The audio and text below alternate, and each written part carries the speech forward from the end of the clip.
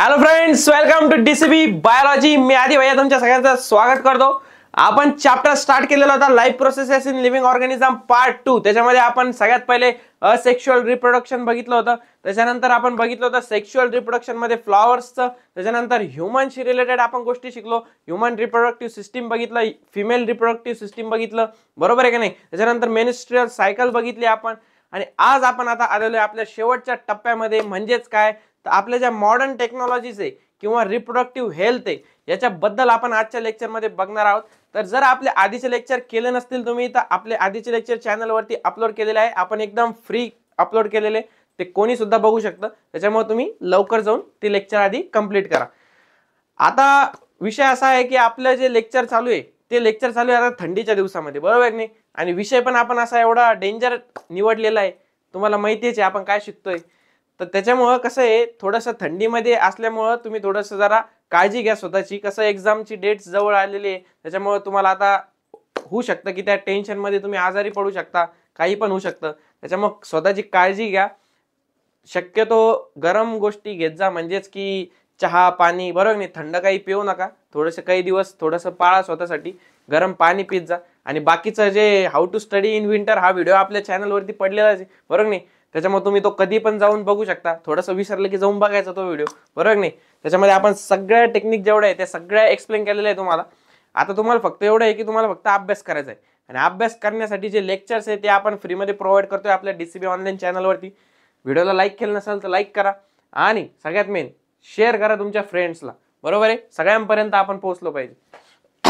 तर मित्रांनो, आजच्या लेक्चरमध्ये आपण शिकणार आहे रिप्रोडक्शन अँड मॉडर्न टेक्नॉलॉजीज। म्हणजेच काय, आपण बघितलं की रिप्रोडक्शन कशा प्रकारे होतं, बरोबर नाही। त्याच्यानंतर किती क्रोमोझोम्स असतात, परत गॅमेट फॉर्मेशन कसं होतं, फर्टिलायझेशन कसं होतं, म्हणजे एवढं डिटेलमध्ये आपण बघितलं। पण असं पण शक्यता असू शकते की काही काही मध्ये समजा ती ॲबिलिटीज नसेल प्रोड्यूस करायची न्यू स्पेसिस, बरोबर नाही। तर मग होईल काय, आता हेरिडिटी चॅप्टर पासून आपण बघतोय की इव्होल्युशन साठी स्पेसिसचं फॉर्मेशन लय इम्पॉर्टंट आहे, बरोबर नाही। जर बनल्याच नाही स्पेसिस तर इव्होल्युशन करायचं कशाचं, बरोबर आहे नाही। त्याच्यामुळं इव्होल्युशन होण्यासाठी स्पेसिस बनल्या पाहिजे, प्रोड्यूस होत राहिल्या पाहिजे। आणि स्पेसिस होण्यासाठी रिप्रोडक्शन हे आपण एक मेन गोष्ट शिकतोय, बरोबर आहे की नाही। आता रिप्रोडक्शनची काही मध्ये ॲबिलिटी नसेल तर काय होईल, मग त्यासाठी काही अशा मॉडर्न टेक्नॉलॉजीज काढलेल्या आहे। आता काही काही असते उलटे पैदा होते, काही काही असते सुलटे पैदा होते, बरोबर नाही। मग आता या अशा लोकांसाठी जे आपण टेक्नॉलॉजीज बघतोय की त्या टेक्नॉलॉजीजच्या माध्यमातून जर कोणी जर समजा प्रेग्नन्सी हे नाही करू शकत किंवा एखाद्यामध्ये काहीतरी फॉल्ट असेल बाय डिफॉल्ट, बरोबर नाही, तर त्याच्यासाठी सुद्धा काही अशा टेक्नॉलॉजीज आहे त्या आपण आजच्या लेक्चरमध्ये बघणार आहे। तर सगळ्यात मेन त्या टेक्नॉलॉजीजची गरज काय, many couples cannot have children due to various reasons. Due to various reasons काय असतं भाई, पक्के रिझन सांगा आम्हाला। मग काही पण असू शकते, due to low sperm count. आता वुमेन मधले कोणते रिझन्स आहेत ते बघू आपण। In case of women, irregularity in menstrual cycle. काय सांगितलंय, मेनिस्ट्रुअल सायकल आपण ऑलरेडी बघितलेली आहे, त्याच्यामुळे त्याच्याबद्दल आता बोलण्यात अर्थ नाही। जर तुम्ही लेक्चर केलं नसेल तर लवकर करा। सगळ्यात पहिले many couples cannot have children due to various reasons असं सांगितलंय तुमच्या टेक्स्टबुक मध्ये। आता आपण बघू की वुमन मध्ये कोणत्या केसेस आहे। सगळ्यात पहिले इरेग्युलरिटी इन मेनिस्ट्रुअल सायकल, हे पहिलं रिझन आहे, बरोबर आहे। दुसरं डिफिकल्टीज इन उसाइट प्रोडक्शन, हे कितवं रिझन तुमचं, हे दुसरं रिझन आहे। आणि obstacles in the oviduct, difficulties in implantation in uterus, म्हणजे हे तुमचं थर्ड ऑब्स्टॅकल्स। हे फोर्थ तुमचं difficulties in implantation in uterus and many other reasons are responsible for this. असे भरपूर रिझन्स आहेत, त्यातले मेनली तुम्हाला बुक मध्ये जे दिलेले ते लक्षात ठेवायचे। आता त्या एक एक रिझन्स आपण मिनिंग बघूया। इरेग्युलरिटी इन मेनिस्ट्रुअल सायकल म्हणजे काय, मेनिस्ट्रुअल सायकल आपण बघितलं होतं की त्याच्यामध्ये फेजेस असतात। सगळ्यात पहिले मेन्स्ट्रुएशन, बरोबर आहे। दुसरी आपली प्रोलिफरेटिव्ह फेज बघितली होती आपण।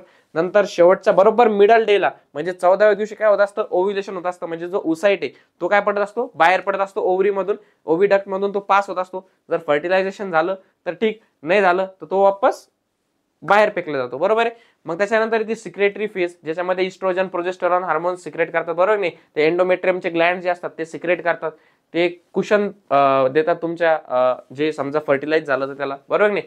म्हणजे अशा प्रकारच्या गोष्टी आपण बघितल्या। तर ते इरेग्युलर असेल, जर उसाइट बाहेर पडतच नसेल बरोबर योग्य टायमिंगला, टायमिंग लय महत्वाची मित्रांनो, टायमिंग शिवाय काहीच खरं नाहीये। तुमची पण आता अभ्यासाची टायमिंग लय इम्पॉर्टंट आहे। अभ्यासाचा टाइम तुम्ही कोणता चूज करताय किंवा कोणता निवडताय दिवसभरात तो सुद्धा इम्पॉर्टंट आहे. त्याच्यामुळे टायमिंग कडे जास्त लक्ष द्यायचंय पेपर सॉल्व्ह करताना सुद्धा. तसेच मेन्स्ट्रुअल सायकलची पण टायमिंग असते. आता काही काही मध्ये ओसाईट इरेग्युलर टाइम मध्ये रिलीज होतं बरोबर नाही, मग त्याच्यामुळं ते प्रॉपर त्यांची दोघांची टायमिंग स्पर्मची आणि ओसाईटची जुळून येत नाही, त्याच्यामुळे फर्टिलायझेशन होत नाही. पर दुसरं काय रिझन आहे, डिफिकल्टीज इन ओसाईट प्रोडक्शन. काही काही मध्ये तर ओसाईटच प्रोड्यूस होत नाही किंवा कमी लेस प्रमाणात होतं, मग ती एक रिझन असू शकतं. तिसरं आहे ऑब्स्टॅकल्स इन द ओव्हिडक्ट. म्हणजेच ओव्हिडक्ट जो आहे तो जो आपली जे ओसाईट रिलीज होणारे ओव्हरी मधून त्याचा फिरायचा जो मार्ग आहे बरोबर नाही, ट्रॅक जो आहे, त्या ट्रॅक मध्ये काही ऑब्स्टॅकल्स येऊ शकतात. Difficulties in implantation in uterus. जो युटेरस आहे आपला, तुम्ही ठीक आहे फर्टिलाइज झालं सगळं झालं, पण जो युटेरस आहे जिथं आपल्याला इम्प्लांट करायचं आहे आपलं एम्ब्रिओ, त्याच्यामध्ये काहीतरी डिफिकल्टी असू शकते. हे बघा असा खोकला येतोय मित्रांनो, तब्येत खराब आहे, त्याच्यामुळे स्वतःच तब्येतील जपा. आणि असे व्हेरियस रिझन्स आहेत बरोबर आहे. आता दुसरं काय, absence of sperms in the semen. आता हे मेन्स मधले प्रॉब्लेम आहे, आपण फिमेल्स मधले बघितले. Absence of sperms in the semen, पहिला काय पॉइंट आहे, जी मेन गोष्ट आहे स्पर्म्स त्याचाच ऍब्सेन्स सिमेन मध्ये. आता सिमेन काय प्रकार असतो, स्पर्म तर कळले. पाणी पाय मित्रांनो, पाणी पिलं पाहिजे, drink water, stay healthy. Absence of sperm सांगितले बरोबर आहे. सिमेन काय असतो, सिमेन दोन गोष्टीपासून बनलेला असतो, एक म्हणजे स्पर्म आणि दुसरा म्हणजे सिक्रेशन्स. म्हणजे ज्या ग्लँड्स आहेत, बल्बोयुरेथ्रल ग्लँड असू द्या किंवा प्रोस्टेट ग्लँड असू द्या, सेमिनल वेसिकल्स असू द्या, यांच्यामधून जे सिक्रेशन्स होतं ते प्लस स्पर्म असं मिळून काय होत असतं, सिमेन बरोबर आहे. सिमेन बाहेर पडत असतं. त्यातलं जे स्पर्म आहे ना त्याचा लो काउंट असणं किंवा स्लो मुवमेंट ऑफ स्पर्म. आता आपल्याला माहिती आहे मोटिलिटी सुद्धा इम्पॉर्टंट आहे स्पर्मची, कारण त्याला किती डिस्टन्स कव्हर करायचं होतं आपण बघितलं होतं. त्याला कमेंट मध्ये लिहा किती डिस्टन्स त्याला कव्हर करायचं होतं. तेवढं डिस्टन्स कव्हर करण्यासाठी त्याला एनर्जी पण पाहिजे होती. Anomalies in the sperms are the reasons in case of males. Okay, म्हणजे अशा भरपूर गोष्टी आहे की स्पर्मशी रिलेटेड ज्या गोष्टी त्याच्यामध्ये काहीतरी कमतरता असल्यामुळे किंवा त्याच्यामध्ये काहीतरी फॉल्ट असल्यामुळे मेल हे नाही करू शकत. ओके, ते फर्टिलाइज नाही करू शकत oocyte. But now with the help of advance medical techniques, पण काही ऍडव्हान्स मेडिकल टेक्निक्स अशा आहेत की ज्यांनी हे जे बॅरियर होतं हे तोडून टाकलेले. म्हणजे ज्या जुन्या काळामध्ये जे टॉर्चर केलं जायचं सुनेला किंवा जे शिवाय दिले जायच्या नातेवाईकांकडून, म्हणजे बोलल्या जायचं माघारी की यांना हेच होत नाही, मुलगाच होत नाही, असं नाही होत, हे असेच आहे तसेच आहे, म्हणजे असे भरपूर घाण शब्द वापरले जायचे. ते आता कुठेतरी कमी झालेत, ते बोलणं कमी झाले, कारण की अशा मॉडर्न टेक्नॉलॉजीज आल्यात की ज्याच्यामुळे काय होतंय की एवढे सगळे प्रॉब्लेम असताना सुद्धा तुम्ही प्रेग्नन्सी करू शकतात बरोबर नाही, चाइल्ड प्रोड्यूस करू शकतात बरोबर नाही. तर मग त्या टेक्नॉलॉजीज कोणत्या आहे काय आहे ते आपल्याला आता बघायचंय. सगळ्यात पहिली आपली टेक्नॉलॉजी मित्रांनो IVF. आता या IVF बद्दल बऱ्याच जणांनी ऐकलं असेल, काही खरं ऐकलं असेल, काही वाईट ऐकलं असेल बरोबर नाही, काही चांगलं ऐकलं असेल. कोणी कोणी तर म्हणत असेल सर ते बाबाचा टॉपिक नाही का एखादा, कारण मी असं ऐकलंय आमच्या गल्लीतल्या काकू होत्या, त्यांना 10-15 वर्ष बच्चूच होत नव्हतं, मग त्या एका बाबाकडे गेल्या आणि त्या बाबाने काहीतरी चमत्कार केला आणि ते मग नंतर त्यांना बच्चू झालं बरोबर नाही. तसं बाबा बिबाचा टॉपिक काही नाही आपल्या याच्यामध्ये मॉडर्न टेक्नॉलॉजीज मध्ये, आपण फक्त लॅबोरेटरीमध्ये होणाऱ्या गोष्टी शिकणार. आता सगळ्यात पहिली आपली IVF बरोबर नाही. तसं कोणाचा बाबा बिबाचा नंबर असेल तर टाकून द्या कमेंट मध्ये बरोबर नाही, फायदा होईल कोणाला. IVF इन विट्रो फर्टिलायझेशन, नावाच काय, इन विट्रो फर्टिलायझेशन. म्हणजेच की ही जी गोष्ट आहे ही गोष्ट चार चौघात नाही, काय म्हणू मी, चार चौघात नाही, एका ट्यूब मध्ये होईल बरोबर की. आता ती काय गोष्ट आहे, in this technique fertilization is brought about in the test tube. हे बघा सगळ्यात पहिलं वाक्य इथं लक्षात ठेवायचं आहे की ही जी गोष्ट होणार आहे ती कशामध्ये होणार आहे, टेस्ट ट्यूब मध्ये. ओके, म्हणजे जे जनरली युटेरस मध्ये होत असतं किंवा फिमेल रिप्रोडक्टिव्ह सिस्टीम मध्ये होत असतं ते न होता हे कुठं होणार आहे, टेस्ट ट्यूब मध्ये. And the embryo form is implanted in uterus of women. आता हा मेजर डिफरन्स आहे याच्यामध्ये टेक्निक मध्ये. काय होतंय कि जे फर्टिलाइजेशन मेन जी प्रोसेस है, मतलब हमारा जो दो दिलों का मिलना होता है, मेल गैमेट फीमेल गैमेट, उनका मिलना कहाँ होता है, फीमेल रिप्रोडक्टिव सिस्टम में बराबर है. लेकिन यहाँ क्या हो रहा है, यहाँ उनका मिलना किधर कर रहे हैं हम, टेस्ट ट्यूब में. लोकेशन चेंज करतोय मित्रांनो आपण, म्हणजे जे जिथं व्हायला पाहिजे नॅचरली तिथं नाही करते, आपण बाहेर करतोय टेस्ट ट्यूब मध्ये. ओके, पण जे आपण त्याच्यापासून बनणारा जो एम्ब्रिओ आहे ना, म्हणजे झायगोट बनला त्याच्यानंतर एम्ब्रिओ बनला, तो एम्ब्रिओ आपण मात्र इम्प्लांट करणार कुठं, युटेरस ऑफ वुमेन मध्ये. ते बाहेर ते बच्चू वाढणार का, नाही, ते त्याच्या आईच्या गर्भामध्येच वाढणार, म्हणजेच युटेरस मध्येच वाढणार. आलं लक्षात. IVF technique is use for having the child in case of those childless couples. Childless couple म्हणजे काय, ज्यांना चाइल्ड होत नाहीये, काहीतरी प्रॉब्लेम आहे बरोबर आहे.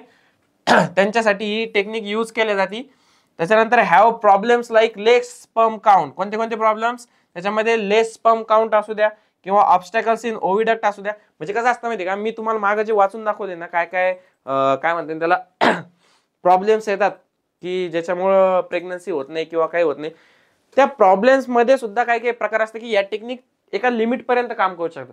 आता याच्यामध्ये कोणते कोणते जनरली प्रॉब्लेम्स असतात की जर लो स्पर्म काउंट असेल, आता लो स्पर्म काउंट असल्यावर काय होतं, आपण म्हणतो की मिलियन्स, काय म्हणते 3 इडियट्स मध्ये नाही सांगितलं का, मिलियन्स ऑफ स्पर्म निघते त्याच्यामधून रेस जिंकून आपण पहिला येतो बरं नाही. एवढं सगळं म्हणजे पहिली कॉम्पिटिशन आपण तिथंच जिंकलेलो आहे. आता इथं काय छोटं मोठं कॉम्पिटिशन आहे, काहीतरी लाखामध्ये मुलांमध्ये पहिले यायचंय आपल्याला. तर तसं मित्रांनो, आता लो स्पर्म काउंट असल्यावर काय होतं की जिथं, आता मला एक सांगा, जिथं मिलियन स्पर्म रिलीज होत आहेत बरोबर नाही, आणि त्यातला चान्स आहे बायलक एक तरी लागन तुक्का बरोबर नाही. तसं तुम्ही नाही का पेपरमध्ये करते एमसीक्यू असलं की 4 असले की अक्कड़ बक्कड़ बम्बे बो पूरे 80 90 100 से निकला रागा चोर निकल के भागा, बी वर आलं, देते तुक्का मारून बी बरोबर नाही. आणि बाय चान्स आता 20 पैकी एखादं तर येईन बरोबर किंवा 10 पैकी एखादं तर बरोबर बरोबर नाही, असतो का नाही चान्स. तसं आहे लो स्पर्म काउंट, जर स्पर्म जास्त असले तर एक तुक्का लागायचा चान्स असतो, पण तिथं लो स्पर्म काउंट असल्यावर मग तुम्हाला IVF करावं लागतं. दुसरं ऑब्स्टॅकल्स इन ओव्हिडक्ट, म्हणजेच काय की बाबा त्या ओसाइटला जर प्रॉब्लेम होत असेल ओव्हिडक्ट मधून बाहेर यायचा किंवा त्यांची टायमिंग जुळत नसेल, तर मग त्यासाठी काय IVF आपण करू शकतो. टेस्ट ट्यूब मध्ये फर्टिलायझेशन करू शकतो. म्हणजे अशा काही प्रकारचं, हे बघा टेस्ट ट्यूब असं असतं, मग याच्यामध्ये ओसाइट टाकलंय तुम्ही गोल, आणि हे जे बाजूला हे ना ते सगळे असे स्पर्म सोडलेत बरोबर आहे. ते स्पर्म काय केले तिथं फर्टिलाइज झाले. हे बघा इथं प्रोसेस झाली, त्यातला एक स्पर्म जाऊन फर्टिलाइज झाला, मग असं एम्ब्रिओ बनवले. आता हे खूप मोठे प्रोसेस असतात, ब्लास्टोसिस म्हणजे काय काय कशा म्हणजे त्या स्पर्मचा ओसाइट सोबत मिलन म्हणजे आपण काय म्हणतो त्याला फर्टिलाइज होईपर्यंत तर त्याचं एम्ब्रिओ बनेपर्यंत मध्ये भरपूर स्टेज जात असतात. त्या आपण तुम्हाला हायर क्लासमध्ये शिकायचंय. सध्या फक्त लक्ष द्या, याच्यापासून एम्ब्रिओ बनला, एम्ब्रिओ कुठे इम्प्लांट केला, इंजेक्शन दिसतंय का, आता लिक्विड फॉर्म मध्ये राहणार आहे ना ते एकदम असं बारीक, मग ते तुम्ही कुठे इंजेक्ट करणार, युटेरस मध्ये. हा गर्भ दिसला तुम्हाला, दिसला का? ओके, इथं दिसला एम्ब्रिओ फॉर्म झालेला. ओके बॉस, ओके सर, काही विषय नाही, एकदम सोपी टेक्निक होती सर. आता दुसरी आहे सरोगसी. सरोगसी मध्ये म्हणजे कळलंच असेल तुम्हाला, चोरी चोरी चुपके चुपके, चोरी चोरी चुपके चुपके, पिक्चर पाहिलाय का? दिल मेरा ले गई लूट के चोरी चोरी. सेम त्या पिक्चरची सिच्युएशन आहे मित्रांनो. ज्याला ते पिक्चर पाहिलं ना त्याला स्टोरी आधीच कळली असेल. कसं असतं, हा असतो हिरो सलमान खान आणि ही असती कोण आपली राणी मुखर्जी. या दोघांना काय होत असतं, यांना चाइल्ड होत नसतं, होत काही नसतं, होत सगळं असतं पण चाइल्ड होत नसतं, मेन जी गोष्ट आहे. आणि त्याच्यात असतो तिचा सासरा अमरीश पुरी. आता त्याला पाहिजे असतं मुलगा बरोबर नाही, ते बिचारायला नाही तर अड्रॅगच येतो डायरेक्ट. मग त्यांना दोघांना कसं असतं, त्या दोघांना पाहिजे असतं चाइल्ड मुलगा. पण आता प्रॉब्लेम तर या सलमान खान मध्ये, आता त्या बिचारायला तर काही पोरग व्हाय ना बरोबर नाही. आता ही तरी काय करेन बरोबर नाही. पण आता विषय असा झाला, नाही सॉरी सलमान खान मध्ये प्रॉब्लेम नाही, प्रॉब्लेम कुठे आहे, राणी मुखर्जी मध्ये, कळलं का? पण आता सलमान खानची ती शेवटी प्रेमिका आहे, मग आता तिला प्रोटेक्ट करणं त्याचं काम आहे बरोबर नाही. आता अमरीश पुरी तर म्हणतो मला नातू बघायचा बरोबर नाही. मग तो काय आयडिया करतो, तो एका बार डान्सरला घेऊन येतो. बार डान्सर म्हणजे कोण, प्रीती जिंटा बरोबर नाही. मग तो काय करतो, प्रीती जिंटाला म्हणतो मी तुला पैसे देतो. काय देतो, पैसे देतो, तू काय करायचं फक्त, आमचं जे मुलगा आहे तो तुझ्या पोटात वाढवायचा, कळलं का? कारण हिच्यामध्ये फॉल्ट आहे ना राणी मुखर्जी मध्ये. तर तो म्हणतो मी तुला पैसे देतो, तुला 9 महिने काय करायचंय, आमचा जो मुलगा राहणार आहे तो तुझ्या पोटात वाढवायचा आहे. आलं लक्षात? म्हणजे अशा प्रकारचा गेम होतो. आणि मग त्याच्यामध्ये भरपूर लव्ह स्टोऱ्या होत्या. मग ते कोणाचे कनेक्शन कुठं जुळून जाते, कोण कोणाचं पोरगे काही कळत नाही, ती स्टोरी पुढची मित्रांनो. ते पिक्चर तुम्ही जाऊन बघा नंतर सुट्ट्या लागल्यावर. पण एक आयडिया सांगितली मी तुम्हाला सरोगसीची, की असं असतं ते सरोगेट मदर म्हणतो आपण त्याला बरोबर आहे. म्हणजेच काय, some women have problems in implantation of embryo, okay, in uterus. म्हणजे काही वुमेन जे त्यांच्यामध्ये इम्प्लांटेशनचा प्रॉब्लेम असतो. म्हणजे आपण बघितलं त्या वुमेन्सचे प्रॉब्लेम कोणते कोणते, त्याच्यामध्ये एक काय होता, इम्प्लांटेशन ऑफ युटेरस. त्याच्यामध्ये problem, such women can take the help of the modern remedial technique called as a surrogacy. त्या ज्या वुमेन्स आहेत त्या कशाची हेल्प घेऊ शकता, कोणती मॉडर्न टेक्नॉलॉजी त्यांच्यासाठी, मॉडर्न रिमेडियल टेक्निक कोणती आहे, सरोगसी. म्हणजे तुम्हाला इथं क्वेश्चन कसा विचारू शकतो माहिती का, तुम्हाला क्वेश्चन दे अशी विचारू शकते की ह्या ज्या टेक्निक्स आहेत ते देऊ शकते, आणि मॅच द फॉलोइंग मध्ये सुद्धा विचारू शकते. किंवा तुम्हाला काय म्हणतात त्याला, ते नाही का असा क्वेश्चन असतो बघा, आता सरोगसी लिहिलं, ओके, सरोगसी मध्ये काय प्रॉब्लेम आहे, तुम्हाला कोणती प्रॉब्लेम सॉल्व्ह होऊ शकते तुमची, असं डॉट देतात. त्याच्यामध्ये जर implantation of embryo in uterus जर प्रॉब्लेम असेल, मग ते इथं लिहितील आणि दुसरं लिहितील तुम्हाला IVF, बरोबर आहे की नाही, असं डबल डॉट देऊन IVF. मग विचारतील तुम्हाला याच्यामध्ये काय प्रॉब्लेम आहे, असं सुद्धा क्वेश्चन विचारतात. त्याच्यामुळे नीट लक्ष द्या. काय सांगितलं, सरोगसी मध्ये जर implantation of embryo in uterus होत असेल, such women can take the help of modern remedial technique called as a surrogacy. Okay, in this technique oocyte is collected from the ovary of the woman. म्हणजेच काय, या राणी मुखर्जीच्या ovary मधून काय केलं, oocyte collect केलं म्हणजे घेतलं. ओके, सलमान खानने केलं काय, नाही डॉक्टरनी केलं ते. of the woman having problem in implantation in the uterus, that oocyte is fertilized in test tube with the help of sperm collected from husband. म्हणजे इथं सुद्धा IVF चीच टेक्निक लागली. म्हणजे कसं की त्या समजा हिच्या, बरोबर आहे, हिच्या इम्प्लांटेशन ऑफ युटेरस मध्ये प्रॉब्लेम आहे, बरोबर आहे. मग हिच्याकडून काय केलं, oocyte कलेक्ट केला, याच्याकडून काय केलं, स्पर्म कलेक्ट केला, या दोघांचं टेस्ट ट्यूब मध्ये काय केलं, फर्टिलायझेशन केलं, बरोबर आहे. आणि आता ते फर्टिलायझेशन जे तयार झालेले, मिक्सचर तयार झालेले, ते कोणामध्ये सोडायचं, या थर्ड मदरकडं. ओके, अलग लक्षात, म्हणजे या तिसऱ्या व्यक्तीकडं. The embryo form such fertilization is implanted in the uterus of, हे बघा, uterus of some other women having normal uterus, ज्यांच्यामध्ये नॉर्मल युटेरस आहे, जे कन्वे करू शकते प्रेग्नन्सी. ओके, अलग लक्षात. हा, such a woman in whose uterus the embryo is implanted is called as a surrogate mother. तर surrogate mother कोणाला म्हणायचं, ज्यांच्यामध्ये आपण ते एम्ब्रियो इम्प्लांट करतो. अलग लक्षात, म्हणजे या बाळाच्या दोन आई, एक जिचा oocyte वापरलं ती, दुसरं जिचं युटेरस वापरलं ती. अलग लक्षात, याला म्हणते सरोगसी. सोपी आहे का नाही टेक्निक? टेक्निक अवघड नसतं मित्रांनो, फक्त ते वापरता आले पाहिजे. तुम्ही वापरू नका, थांबा नाही तर जाशाल. हे बघा, तिसरी कोणती आपली, स्पर्म बँक, सिमेंट बँक. अलग लक्षात. सर ICCI बँक ऐकलं होतं, IDBI बँक ऐकलं होतं, देवगिरी बँक ऐकलं होतं, SBI बँक ऐकलं होतं, पंजाब नॅशनल बँक सुद्धा ऐकलं होतं, ज्याच्यात घोटाळा झाला. पण ही कोणती बँक आहे, स्पर्म बँक. ब्लड बँक ठीक होतं, आता स्पर्म बँक पण आली का? तर कसं असतं माहिती का, जे स्पर्म असते ना, आता काही काही असे तुम्हाला माहिती का, ब्लड ग्रुप मध्ये काही काही ब्लड ग्रुप असे जे खूप रेअर असतात, जे मिळतच नाही. आता मग त्यासाठी काय असते, ब्लड बँक असते, ज्याच्यामध्ये ते स्टोअर केलेले असते ब्लड, बरोबर नाही, कोणाचे तरी कलेक्ट करतात आणि ते स्टोअर करून ठेवतात. मग ज्याला जशी नीड आहे त्याला तसे देऊन टाकतात. पैसे नाही का आपण बँकेत जमा करतो, जशी गरज असली तसे काढतो, तशा प्रकारचं स्पर्म बँक आहे मित्रांनो. आता याच्यामध्ये असं नाही क्वालिटी बिलिटी की बाबा 2000 घ्या आणि ऋतिक रोशनचे स्पर्म द्या, असं काही नाही होत. नाही तर 5000 घ्या आणि सलमान खानचे स्पर्म द्या. मग त्याच्यामध्ये तर मग तर हे सलमान खान, शाहरुख खान यांचे स्पर्म तर मी तर म्हणतो काय करोडोनं विकले गेले असते, बरोबर नाही. तसं काही नसतं. कसं असतं, there are various problems in sperm production as mention above. जसे वर मेन्शन केले त्याच्यामध्ये स्पर्म प्रोडक्शन मध्ये व्हेरियस प्रॉब्लेम्स असतात. In case of many men, so as to have the children in case of such couples, new concept of sperm bank has been introduce. म्हणजे तशा कपलसाठी काय मग स्पर्म बँक इंट्रोड्यूस केलेली, ज्यांच्यामध्ये आता mails मध्ये प्रॉब्लेम आहे. आतापर्यंत फिमेल मध्ये प्रॉब्लेम बघत होतो आपण, आता मेल्स मध्ये प्रॉब्लेम आहे. सरोगसी मध्ये काय बघितलं, फिमेल मध्ये इम्प्लांटेशनचा प्रॉब्लेम होता, याच्यामध्ये काय मेल मध्ये प्रॉब्लेम आहे, स्पर्म मध्ये काहीतरी घोटाळा झालेला आहे, बरोबर नाही. मग त्यांच्यासाठी कोणती आहे, स्पर्म बँक. आता this concept is similar to blood bank. Blood bank सारखीच कन्सेप्ट आहे. ब्लड स्टोरेज असतं ब्लड बँक मध्ये, आपण जायचं, आपल्याला जे रक्तगट पाहिजे, ब्लड पाहिजे ते घेऊन यायचं, बरोबर नाही. Semen ejaculated by the desired men is collected after their through physical and medical checkup and stored in the sperm bank. काय सांगितलं, semen ejaculated by the desire men, जे डिझायर मेन आहे किंवा ज्याची आपल्याला इच्छा आहे की असे आपलं लेकरू दिसावं, बरोबर नाही, त्याचे डिझायर मेनचे सिमेन काय केले जाते, ejaculated by the desire men. Okay, त्याच्यानंतर ते कलेक्ट केले जाते. Okay, physical and medical checkup केला जातो त्याचा. असंच नाही की घेतले कोणाचे पण दिले टाकून, तसं नसतं. त्याचा नीट फिजिकल परदाखीन मेडिकल सगळा चेकअप होतो की त्याच्यामध्ये काही फॉल्ट आहे का नाही, किंवा त्याच्यामध्ये काही आजार आहे का नाही, किंवा काहीतरी दुसरी काही पॉसिबिलिटी का नाही, असं सगळं चेकअप केलं जातं. नंतर stored in the sperm bank, त्याच्यामध्ये नंतर स्टोअर केलं जातं ते. अलग लक्षात. असंच नाही, डिझायर मेन कडून कलेक्ट करायचं, त्याच्यानंतर काय त्याचं मेडिकल चेकअप करायचं, फिजिकल चेकअप करायचं, ते मोटेल आहे का नाही सगळं बघायचं, आणि त्याच्यानंतर काय स्टोअर करायचं स्पर्म बँक मध्ये.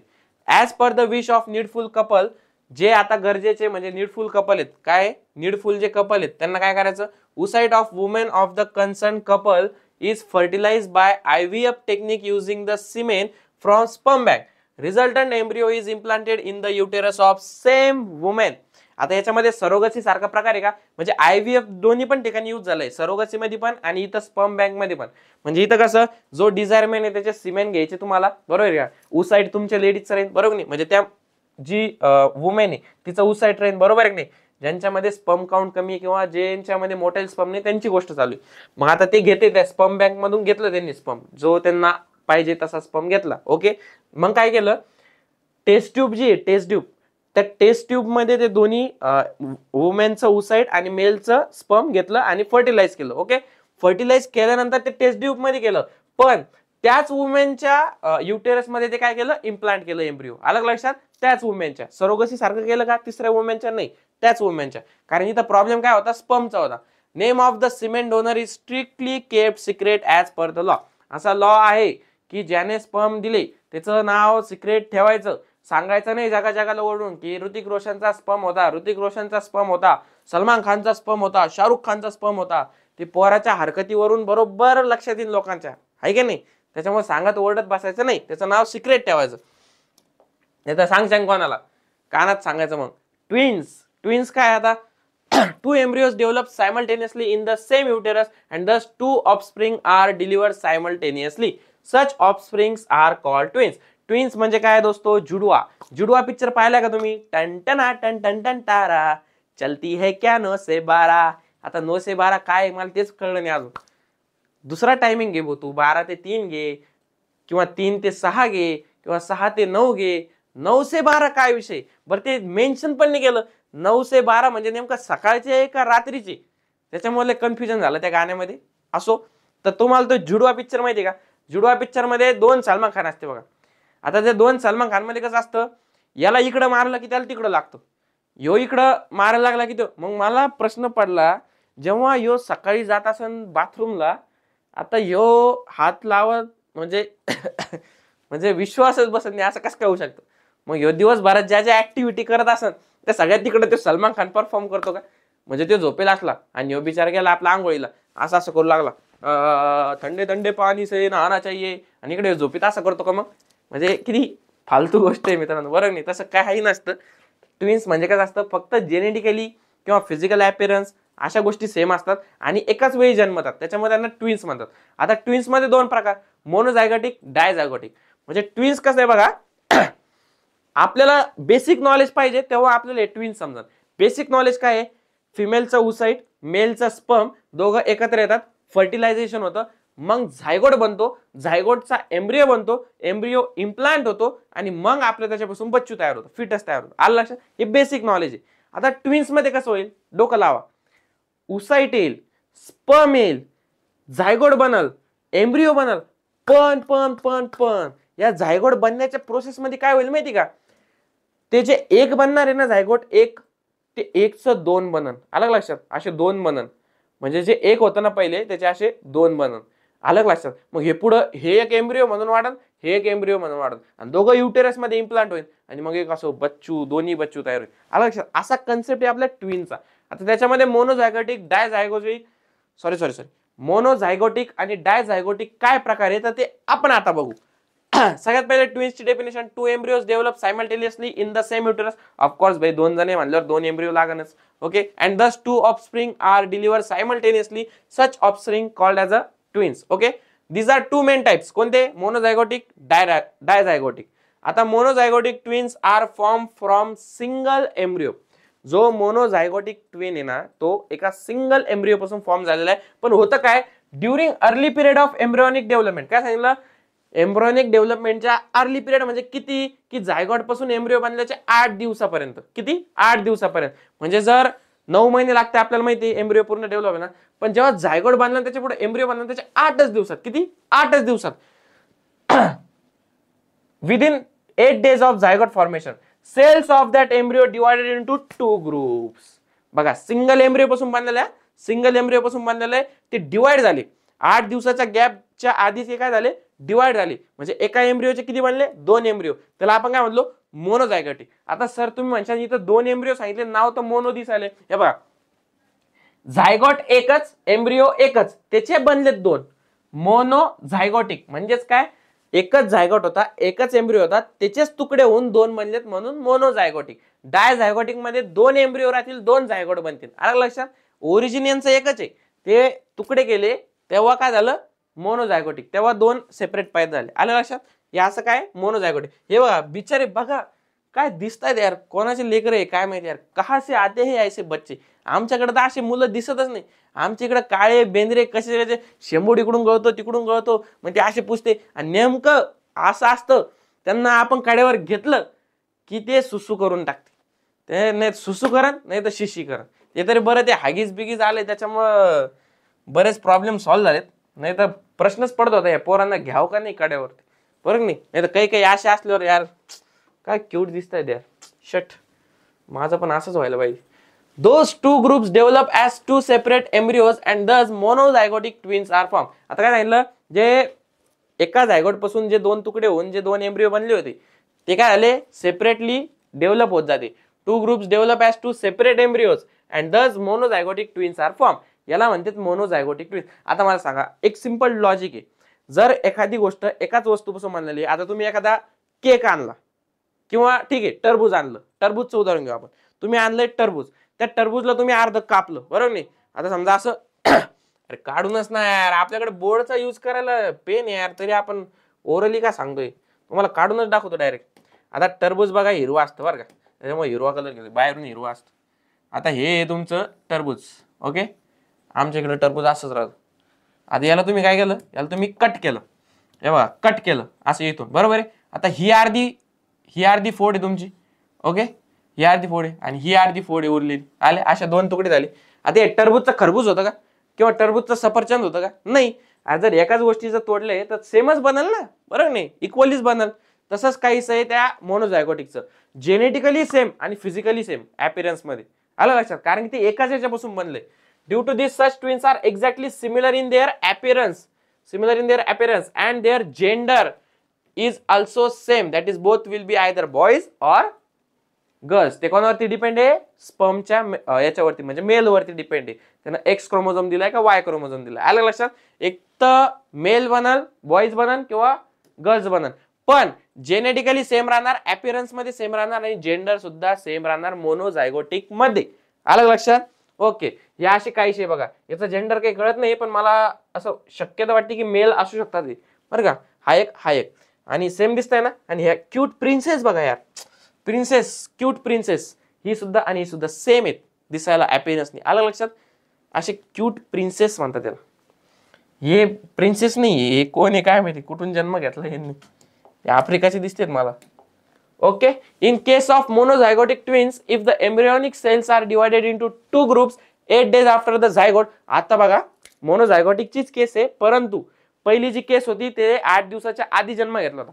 आताची जी केस आहे 8 दिवसाच्या नंतर जर ते डिवाइड झाली, 8 days after the zygote formation, there is a high possibility of formation of conjoined twins. काय सांगितलंय बघा, कंजॉइंड ट्विन्स म्हणजेच काय? CONGO, जॉईन शब्द बघा, जॉईन, कॉन, ओके, कॉन आणि जॉईन ट्विन्स म्हणजेच त्याला आपण म्हणतो सायमिस ट्विन्स. याचा अर्थ म्हणजेच काय? जे तुमचे 8 दिवसाच्या आधी जे डिवाइड होत होते त्यांचं एकदम असं भारी गुटगुटीत मस्त बनलेत बरं का, similar appearance, similar gender, similar. पण 8 दिवसाच्या नंतर जर ते डिवाइड झाले तर काय होणार? कंजॉईन म्हणजे काय? त्यांचा एक अवयव सेम राहणार किंवा ते चिटकलेले राहणार. असे बरेच आपण बघितलेले असते मित्रांनो, की दया येते आपल्याला बघून की बिचारे कसे जगत असतील. परंतु असे खूप एक्झाम्पल आहे की ते जगतात, पूर्ण आयुष्य जगतात, आपल्यापेक्षा जास्त जगतात आणि ते हॅपीली जगतात. बरोबर नाही? कारण की त्यांना माहिती आहे आपल्याला आपल्या हातात तर नव्हतं ते, बरोबर नाही? ते आपण नॅचरली प्रोड्यूस झालो. मग आता आलोच जमिनीवरती तर जगून जाऊ, काहीतरी मस्त काहीतरी करून जाऊ. तसं आपल्याला वाटत नाही, आपल्याला तर देवानं सगळं चांगलं दिलंय. विचार करा तुमच्या मोठ्या भावाला किंवा तुम्हाला असं जर कंजाईन बनवलं असतं, तुम्ही असे चिपकलेले असते, त्यानं तुम्हाला तिकडे तिकडे ओढलं असतं, तुम्ही त्याला इकडे इकडे ओढले असते आणि सकाळी तर लय प्रॉब्लेम झाले असते बाबा जायच्या टायमात. बरोबर नाही? 2-2 आंघोळीचे टब बांधावं लागले असते म्हणतोय मी. आंघोळीचे काय घाणेरडे विचार करते यार तुम्ही, कळलं का? म्हणजे जे जोडलेले असते, कधी जर झायगोट जर 8 दिवसाच्या आधी जर डिवाइड नाही झाला, 8 दिवसाच्या नंतर डिवाइड झाला तर कसे होते? कंजॉईंट ट्विन्स होते, म्हणजे चिटकलेले. त्यांचा मे बी बरं का, त्यांचा एक ऑर्गन सिमिलर असू शकतो किंवा नसू शकतो. Such twins are born with some parts of body join, okay, सगळ्यात main to each other. Some organs are common in such twins, some organs are common in such twins, okay. हे बघा असं यांचं बघा, हे पोटापासून इथपर्यंत सेम आहे, याचं दिमाग वेगळे, याचं दिमाग वेगळे, दिमाग तरी वेगळे नाही पाहिजे, दिमाग तरी सेम पाहिजे, म्हणजे कमीत कमी काही ताण तरी नको, बरोबर नाही, दोघांचं डोकं सारखं चालत. हे बघा पाय पण दोघांचे सेम आहे, फक्त एवढा डिफरन्स आहे, अलग लक्षात. लय अवघड असतं बाबा, काय काय होतं. चला R. Occasionally, two oocytes are released from the ovary of women and both oocytes are fertilized by two separate sperms and thus two zygotes are formed. आता बघा मित्रांनो, आता काय झालंय, दोन oocyte वेगळे वेगळे फर्टिलाइज झाले, दोन oocyte रिलीज झाले, त्याला दोन स्पर्म फर्टिलाइज झाले आणि दोन्हीच्या दोन्ही एम्ब्रिओ म्हणून डेव्हलप व्हायला सुरुवात झाली. मग तेव्हा काय होतं, तेव्हा जेंडर पण वेगळं असू शकतं, तेव्हा त्यांचं अपीअरन्स पण वेगळं असू शकतं. कळलं तुम्हाला, समजतंय ना. Two embryos are formed from those two zygotes and both of those embryos are separately implanted. Separately implanted. एकत्र केलंय का, नाही, पहिल्याच्यात एकत्र. मोनोझायगोट मध्ये दोन केसेस बघितले आपण. जर 8 दिवसाच्या आधी झालं तर काय होतं, 8 दिवसाच्या आधी झाल्यावरती मित्रांनो जे नॉर्मल ट्विन्स असतात की सिमिलर अपीअरन्स, जेंडर जे ते पण सिमिलर राहणार आणि अपीअरन्स जे ते सुद्धा जेनेटिकली सिमिलर राहणार, ओके. पण 8 दिवसाच्या नंतर झालं तर त्यांच्यातला दोन्ही मधला एखादा पार्ट सेम असू शकतो, सम ऑर्गन्स सेम असू शकतात, एकच असू शकतात, किंवा चिटकलेला एखादा पार्ट असू शकतो, ओके. आता विषय कसा आहे, दोन oocyte आले आणि दोन स्पर्म आले आणि दोन्ही फर्टिलाइज झाले आणि दोन वेगळे वेगळे एम्ब्रिओ तयार झाले, आलं लक्षात. त्याला आपण काय म्हणतो, डायझायगोटिक ट्विन्स, आलं लक्षात. Dizygotic twins are deliver after complete development. मग ते काय होते, डायझायगोटिक ट्विन्स होते. Such twins are genetically different, okay. सगळ्यात पहिले कारण वेगळे वेगळे एम्ब्रिओ आहे, बरोबर आहे, वेगळे वेगळे एम्ब्रिओ आहे आणि वेगळे वेगळे स्पर्म्स आहेत, त्याच्यामुळे काय होऊ शकतो, वेगळे वेगळे स्पर्म्स म्हणजे एकाच याच्यातून रिलीज झालेले परंतु दोन स्पर्म्स आहेत ना. आता 7 मिलियन मध्ये 7 मिलियन स्पर्म एक सारखे नसू शकते ना, वेगवेगळे जीन्स क्वालिटी, बरोबर नाही. मेन गुण फक्त सेम राहणार त्यांच्यात, किडे जे अंगातले ते सेम राहतील.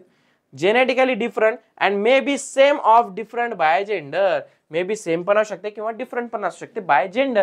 त्याच्यामध्ये डिफरंट आहे, ही एक मुलगी आहे, हा एक मुलगा आहे, आलं लक्षात. हे कोणत्या तरी सिरीजची आठवण करून देत आहेत मला, अशी मुलं मी कोणत्या तरी सिरीज मध्ये बघितली होती, तुम्हाला आठवत असेल तर सांगा, ओके. मोनोझायगोटिक डायझायगोटिकला फरक लक्षात आला तुमच्या. आता बघू रिप्रोडक्टिव्ह हेल्थ, म्हणजे सगळ्यात मेन टॉपिक आहे मित्रांनो, रिप्रोडक्टिव्ह हेल्थ. म्हणजे याच्याबद्दल आपण जनरली डिस्कस करत नाही का, आपल्याला लाज वाटती, बरोबर नाही, आपल्याला लाज वाटती, आपण कसं बोलायचं, किंवा पॅरेंट्स पण असू द्या, पॅरेंट्स सुद्धा म्हणतात की मुलांना मी कसं सांगू कसं नाही, किंवा मुलं म्हणतात की मी पॅरेंट्सला कसं विचारू, बरोबर नाही. म्हणजे एक बॅरियर तयार होतं दोन्ही मधले, एज गॅप म्हणतो त्याला आपण, बरोबर नाही. आपल्याला वाटतं यार या वयात मी अशा गोष्टी करू लागलो घरच्यांसोबत, पण ते कळणं पण तर महत्वाचं आहे ना. त्याच्यामुळे आपण आपल्या लेक्चर मधून सांगतो मित्रांनो, त्याच्यामुळे आपला सिलेबसच तसा फ्रेम केलेला आहे की ज्या त्या वयात तुम्हाला त्या गोष्टी कळल्याच पाहिजे. आणि जर त्याच्याकडे लक्ष दिलं नाही तर भरपूर असे गंभीर आजार सुद्धा होतात, ते सुद्धा आपण बघणार आहात. सगळ्यात पहिले, a person state of being physical, mental, social strongness is called as a health. हेल्थची ही WHO ने सांगितलेली डेफिनेशन आहे मित्रांनो. त्याच्यामध्ये त्यांनी थोडंसं मला वाटतं सोशल पण घेतलंय, फिजिकल घेतलंय, मेंटल घेतलंय, ओके, वेलबिंग, ओके. म्हणजे जेव्हा तुम्ही हायर क्लासला जाणार तेव्हा तुम्ही थोडीशी वेगळी डेफिनेशन बघणार.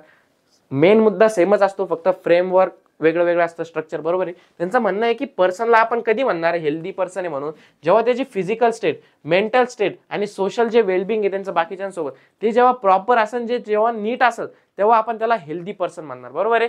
तर त्या हेल्थ सोबतच in our country there seems to be lack of awareness. काय सांगितलंय, लॅक ऑफ अवेअरनेस. सगळ्यात पहिले मी तुम्हाला म्हणलं होतं ना, आपल्याला लाज वाटती, काय वाटतं, लाज वाटती. Seems to be lack of awareness regarding reproductive health. म्हणजे बाकीच्या हेल्थ बद्दल तर आपण बोलतो, फिजिकल असू द्या, मेंटल असू द्या किंवा सोशल असू द्या, परंतु जी मेन आहे आपल्या बॉडी मधली की ज्याच्यामुळे आपण न्यू स्पेसिस फॉर्म करतोय किंवा ज्याच्यामुळे आपल्या या जगण्याला अर्थ आहे, ते म्हणजे काय, रिप्रोडक्टिव्ह हेल्थ मित्रांनो. त्याच्याबद्दल आपण कोणी बोलत नाही, लॅक ऑफ अवेअरनेस असतो त्याच्यामध्ये, पोरांमध्ये किंवा या यंग जनरेशन मध्ये, बरोबर आहे, लक्षात. Due to various reasons. आता त्याच्यामध्ये रिझन्स भरपूर आहे, social customs, traditions, illiteracy, shyness. म्हणजे आता कुठंतरी थोडंसं कसं लागलं, मूवीच्या माध्यमातून किंवा पिक्चरच्या माध्यमातून किंवा दुसरे काहीतरी असू द्या, किंवा व्याख्यान करतात कोणीतरी कॉलेजमध्ये जाऊन, बरोबर आहे. याच्यामुळे काय होतंय, बऱ्याच प्रमाणात या गोष्टी थोड्याशा डेव्हलप होत आहेत आपल्यामध्ये, की आपल्याला वाटतं ठीक आहे यार, हा पण एक मेन मुद्दा आहे, याच्याकडे पण आपण लक्ष दिलं पाहिजे. परंतु काही काही भागात अजून जा, तुम्ही गावाकडे जा, कुठं जा, त्यांना चार चौघात या गोष्टी बोलायचं म्हणजे खूपच जड जातं किंवा त्यांना लाज वाटते. त्यांना वाटतं यार काय बोलतोय आपण असं, बरोबर नाही, यांच्यासोबत यांचं वय काय, आपण बोललो काय. पण या वयात ह्याच गोष्टी तर बोलल्या पाहिजे. त्यांना कळलं पाहिजे चांगलं काय वाईट काय, कोणती हेल्दी लाईफ आहे, कोणती अनहेल्दी लाईफ आहे, बरोबर नाही. मग त्याच्यामध्ये आपली रिप्रोडक्टिव्ह हेल्थ सुद्धा इम्पॉर्टंट आहे का नाही. Especially there seems to be indifference towards the reproductive health of women. अरे बाप रे, वुमेन आ गए भाई, आपके बारे में कुछ तो भी आ गया है. Occurrence of menstrual cycle is related with, हे काय सांगितलंय बघा, especially there seems to be difference towards the reproductive health of a woman. Occurrence of menstrual cycle is related with reproductive and overall health of women. म्हणजे women मध्ये आपण माहिती आहे आपल्याला मेन्स्ट्रुअल सायकल हा एक खूप म्हणजे खूप महत्वाचा मुद्दा आहे. का महत्वाचा मुद्दा म्हणतोय मी, कारण की बघा ना तुम्ही, सगळं त्याच्यावरती डिपेंड आहे. अरे मेल वरती काय डिपेंड आहे, मेल नुसता स्पर्म घेऊन कुठे कुठे फिरणार, मला सांगा ना तुम्ही. फर्टिलाइज करण्यासाठी त्याला दुसरा साथीदार पाहिजे ना, उसाईट पाहिजे ना. उसाईट दर महिन्याला कुठून रिलीज होतो, मेन्स्ट्रुअल सायकल मधून वुमेनच्या युटेरस मध्ये रिलीज होतो. अलग लक्षात. म्हणजे त्यासाठी काय गरजेची आहे, मेन्स्ट्रुअल सायकल वेळेवरती होणं गरजेचे. पण आता काय विषय, आता तर जाऊ द्या, आता थोडंसं लिटरसी आली आहे लोकांमध्ये. तुम्ही ते पॅडमॅन पिक्चर बघितला असेल बघा. आता पॅडमॅन पिक्चर रिलीज झाला, खरं तर हा एकदम इम्पॉर्टंट विषयावरती पिक्चर होता, परंतु त्याला जेवढं सक्सेस पाहिजे तेवढं भेटलं नाही, बरोबर नाही. कारण आपल्यामध्ये म्हणजे काही काही असे असन की ते म्हणले असेल बाबा ते पिक्चर पाहायला नको, दुसरा कोणता पाय, दुसरं काही चालतं आपल्याला, पण जे मेन सामाजिक विषय सांगितलेला आहे ते पिक्चर नको बाबा.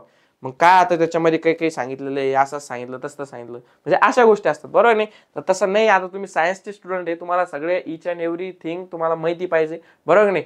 भविष्यात जर तुम्ही मेडिकल झाले, डॉक्टर झाले किंवा दुसरं काही केलं मेडिकलशी रिलेटेड, तर तुम्हाला या गोष्टी आल्या पाहिजेत. अलग लक्षात. त्याच्यामुळे लाजायचं नाहीये.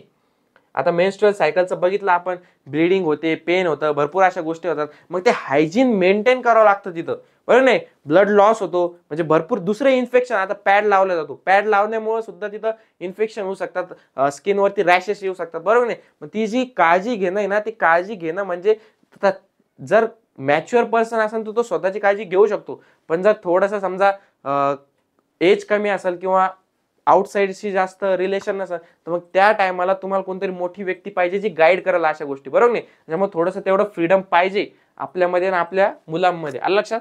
Now day women are working at par with men. म्हणजेच काय, जी नारी आहे ती नारी माणसाच्या खांद्याला खांदा लावून काम करते, आपल्याला चांगलंच माहिती, बरोबर नाही. म्हणजे मी तर म्हणतो जवळपास मुलांपेक्षा जास्त चांगले काम सध्या मुली करतायत, बरोबर नाही. कारण मुलं किती बहाना द्या, मुलींना कामच काय सर दुसरे, तुला कोणते काम आहे रे भाई, तुला काय काम आहे असे, जस काय तुला म्हणजे ती घरात बसती हो, तिचा प्रॉब्लेम आहे का, तुला नाही बसतायत का घरामध्ये. सर त्यांना काय, त्यांना बाहेर फिरायचं नसतं, आम्हाला बाहेर फिरायचं असतं, आम्हाला मित्रांसोबत टाइम स्पेंड करायचा असतो. त्या ते सगळं करून सुद्धा अभ्यास करतात, कव्हर करतात. त्याच्यामुळे ते कारण द्यायची नाही इथं. आलं लक्षात. नारी शक्ती जिंदाबाद. मुलींनो कमेंटमध्ये सांगा, नारी शक्ती जिंदाबाद लिहा सगळ्यांनी, नारी शक्ती जिंदाबाद सर. ओके, तुमच्याबद्दल तुमच्या साईडनं बोललोय मी. हे बघा, bleeding occurs during menstrual cycle due to this private organs genitals need to be maintain clean. काय सांगितलं, maintain clean time to time, otherwise problems regarding reproductive health may arise. याच्यामुळे काय होऊ शकतं की रॅशेस निर्माण होतात, रेडनेस, बरोबर नाही, इचिंग सारखं खाजेनं किंवा त्याच्यामध्ये स्किन बाहेर निघणं, बरोबर नाही. आलं लक्षात. त्याच्यामुळे काळजी घेणं इम्पॉर्टंट आहे, काळजी घेतली पाहिजे आणि त्यासाठी कोणतरी गाईड करणार पाहिजे. त्याच्यामुळे तेवढं इलिटरसी काढून टाका थोडंसं. हे बघा, अशी रॅशेस ते some problems regarding reproductive health may arise in men too. आता माणसाबद्दल बोललंय म्हणजे सगळ्यात पहिले नारी फर्स्ट, काय वुमेन फर्स्ट. आता सेकंड माणूस. तुमच्याबद्दल पण बोलतो बाबा, दोन गोष्टी बस. हे बघा, it is essential to maintain the cleanness of their genitals. मुलांचं कसं असतं माहिती, मुलांचं एकदम सिंपल आहे, त्यांना या गोष्टी सांगायची गरजच नाही. ते ऑलरेडी इतके काय म्हणतात त्याला, त्या गोष्टीशी एवढे क्लोज असतात ना, त्यांना या गोष्टी सांगायच्याच गरज नाही. ते अशा त्याला एका काय म्हणतात त्याला, ते नसतं का ते एखादं जर समजा घरच्यांनी काहीतरी एखादी अनमोल वस्तू आणून दिली आपल्याला, किंवा तुमचा PS5 गेम किंवा मोबाईल आणला तुम्हाला, नवीन नवीन घेऊन दिला, मगच त्याला असं फुलासारखं जपते, तसं मुलं जपते या गोष्टीला. काय करू म्हणजे लईच मुलांना काय. Among the various sexual diseases. हे बघा, आता आता आता मेन आहे, आता टाइमपास झाला, आता मेन गोष्ट आहे. या दोन डिसीज बद्दल तुम्हाला सांगायचंय. कोणतं, हे बघा, सगळ्यात पहिलं सिफॅलिस आणि दुसरं काय आहे, गोनोरिया. आलं लक्षात. गोनोरिया म्हणून गोनोरिया, गनोरी नावाचं गाव पण आहे. हे बघा सिफॅलिस आणि कोणतं गोनोरिया. आता हे मेन्स मध्ये होणार आहे बरं का, फिमेल मध्ये पण होणार आहे. Occur on large scale. Both of this diseases are cause by bacteria. बॅक्टेरियामुळे होतात. ओके, व्हायरल नाही आहेत, बॅक्टेरिया. बॅक्टेरिया आणि व्हायरल मध्ये फरक असतो. Okay, occurrence of patches on various parts of body including genitals, rash, fever, inflammation of joints, alopecia etc. are the symptoms of syphilis. आता syphilis चे symptoms काय आहे ते बघा. syphilis हे बघा सगळ्यात पहिले पॅचेस येणं. ओके, नंतर जेनायटल्स वरती, नंतर रॅश, रॅश म्हणजे खाज. ओके ठीक आहे, नंतर फिवर, फिवर म्हणजे ताप येणं. इन्फ्लामेशन ऑफ जॉइंट्स, जॉइंट्स मध्ये इन्फ्लामेशन, सूज येणं. ओके, जे आपले जॉइंट्स येते बरोबर नाही, दोन हाडं जिथे एकत्र येतात त्याला काय म्हणतो आपण, जॉइंट्स म्हणतो. म्हणजे हे लक्षण कशाचे, सिफिलिस. ही डायग्राम दिसते तुम्हाला, हे बघा हे असे रॅशेस येते बघा, हे जेनायटल पार्ट्सच्या आजूबाजूला रॅशेस. हे बघा जर आपण हायजीन मेंटेन केलं नाही, फंगल इन्फेक्शन होतं, बॅक्टेरियल इन्फेक्शन होतं. त्याच्यामधलं एक एक्झाम्पल काय आपलं सिफिलिस. त्याच्यामुळे असं कोणाचे पण कपडे घालायचे नाही. तुम्ही हॉस्टेलवर राहू द्या किंवा तुम्ही बाहेर कुठेतरी मित्रांसोबत जाऊ द्या, कुठं काय करा, कधीच कोणाचे कपडे घालायचे नाही. अलग लक्षात. स्वतःचे कपडे स्वतः घेऊन जायचं आणि स्वतःच वापरायचं. नाही तर काय होतं, एक दोन वेळेस वापरतो, ते एक दोन वेळेस वापरण्याच्या नादात एवढ्या सगळ्या गोष्टी होऊ शकतात. अलग लक्षात. बॅक्टेरियल इन्फेक्शन होऊ शकतं. दुसरं गॅनोरियाचे काय, गोनोरिया आहे आपलं. गोनोरिया, गोनोरियाचे थोडेसे जास्त प्रकट लक्षण आहेत. Painful and burning sensation. काय सांगितलं सगळ्यात पहिलं, painful and burning sensation during urination. म्हणजे जेव्हा आपण युरिनेशन करतो, मूत्र विसर्जन करतो, अलग लक्षात, तेव्हा काय होतं, बर्निंग आणि पेनिंग सेन्सेशन. म्हणजे पेन होतं, बर्निंग होते, अशी जळजळ, ताप, एकदम तुम्हाला हाय ग्रेडचा ताप आला तेव्हा कसं होतं, तुम्हाला युरिनेशन करायच्या टायमाला असं जळजळ तसं होतं मित्रांनो. अलग लक्षात. बर्निंग सेन्सेशन म्हणतो त्याला आपण. नंतर उझिंग. उझिंग म्हणजे काय, गळणे. उझिंग म्हणजे काय, गळणे. म्हणजे water is oozing from the pipe. म्हणजेच काय, पाईप मधून वॉटर गळत आहे. अलग लक्षात. उझिंग ऑफ पस.